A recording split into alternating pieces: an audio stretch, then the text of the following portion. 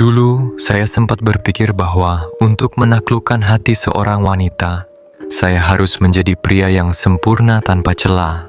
Saya mencoba mengendalikan segalanya, memastikan dia selalu bahagia, dan menutup setiap celah ketidakpastian.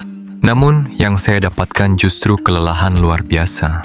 Sampai akhirnya, saya belajar satu pelajaran stoik yang mengubah segalanya, bahwa mencoba mengendalikan emosi atau kelemahan orang lain adalah kesia-siaan yang melelahkan.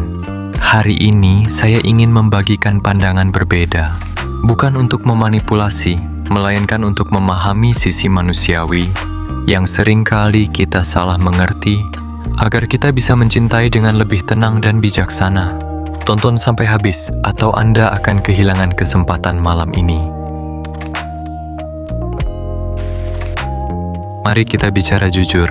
Seringkali kita melabeli perilaku wanita sebagai kelemahan, padahal itu adalah cermin dari ketakutan dasar manusia yang kita semua miliki. Hal pertama yang mesti lo pahami adalah kebutuhan akan validasi. Kita sering melihatnya sebagai rasa tidak percaya diri berlebihan yang membuat kita merasa risih. Namun jika kita melihat dengan mata stoik, bukankah kita semua jauh di lubuk hati mencari pengakuan atas eksistensi kita? Saat dia terus bertanya, apakah kamu masih mencintaiku? Atau mencari penegasan atas penampilannya, dia sebenarnya sedang mencari jangkar di tengah badai ketidakpastian dunia.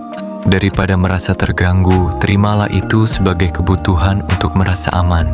Pria yang bijak tidak akan menganggap ini sebagai tuntutan yang melelahkan, melainkan sebagai kesempatan untuk menunjukkan kestabilan. Berikan validasi itu bukan karena Anda harus, tapi karena Anda adalah pelabuhan yang tenang bagi jiwanya.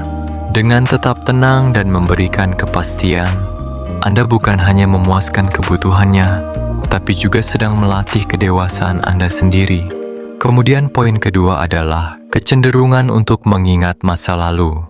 Kita sering menyebutnya sebagai tidak bisa move on atau terlalu dramatis. Tapi sebenarnya, ini adalah bentuk emosi yang sangat dalam dan reflektif. Seorang pria sejati tidak akan mencemooh hal ini. Seorang pria stoik akan hadir di sana, menjadi saksi yang tenang, tidak menghakimi, dan membiarkan emosi itu mengalir seperti air sungai yang jernih, bukan mencoba membendungnya dengan logika yang kasar dan kaku. Bayangkan masa lalu baginya adalah sebuah buku yang belum selesai ia tulis.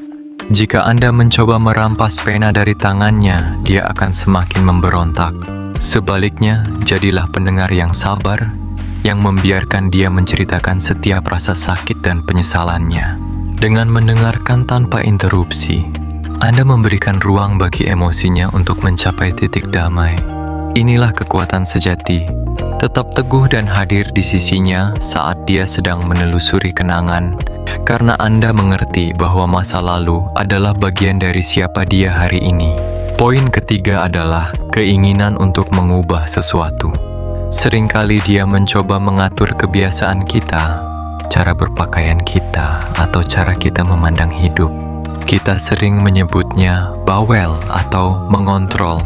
Namun sadarilah, di balik setiap teguran itu, ada kepedulian yang mungkin disalurkan dengan cara yang canggung. Di balik keinginannya untuk mengatur hidup Anda, tersimpan harapan bahwa Anda adalah pria yang layak untuk menjadi versi terbaik dari diri Anda sendiri. Pria yang bijak tidak akan melawan balik dengan kemarahan atau sikap defensif. Dia akan mendengarkan intisarinya, memilah mana kritik yang memang perlu diperbaiki untuk pertumbuhan dirinya, dan membuang sisanya dengan senyuman yang tenang. Ingatlah prinsip stoik. Apa yang di luar kendali Anda tidak perlu dirisaukan, namun apa yang bisa Anda pelajari dari masukan orang lain, itulah yang membentuk karakter Anda.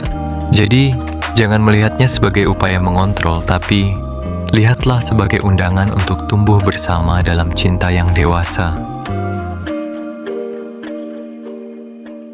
Pada akhirnya, kelemahan bukanlah sesuatu untuk dieksploitasi atau dihakimi. Bagi seorang pria yang mempraktikkan stoikisme, kelemahan orang lain adalah ujian bagi ketenangan jiwa kita sendiri. Jangan mencoba mengubah mereka dengan paksa. Ubahlah cara kita memandang mereka. Berikan ruang bagi rasa rapuh itu, dan jadilah pria yang kokoh bukan karena kita keras, tapi karena kita mampu mengerti kedalaman emosi manusia. Karena pada akhirnya, mencintai adalah tentang menerima manusia apa adanya, bukan sebagai proyek yang harus diselesaikan. Tetap tenang, kendalikan apa yang bisa Anda kendalikan, dan tetaplah menjadi pria yang teduh.